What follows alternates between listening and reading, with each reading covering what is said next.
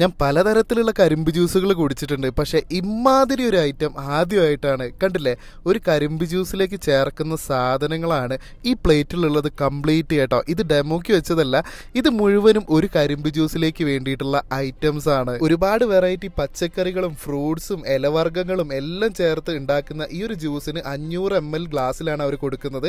200 രൂപയാണ് ഇതിന് ചാർജ് ചെയ്യുന്നത് കേട്ടോ. ഇതൊക്കെ ചേർത്ത് കഴിഞ്ഞാൽ ഈ ജ്യൂസിന്റെ ടേസ്റ്റ് എന്താവുമെന്ന് എനിക്കൊരു ഡൗട്ട് ഉണ്ടായിരുന്നു. പക്ഷെ കുടിച്ചു കഴിഞ്ഞപ്പോൾ സംഭവം നല്ല രുചി ഉണ്ടായിരുന്നു കേട്ടോ. പിന്നെ ഈ ഒരു റേറ്റ് എന്ന് പറയുന്നത് കൂടുതലാണോ അല്ലെങ്കിൽ ഓക്കെ ആണോ എന്നുള്ളത് നിങ്ങൾ എന്തായാലും ഒന്ന് കമൻറ്റ് ചെയ്യും.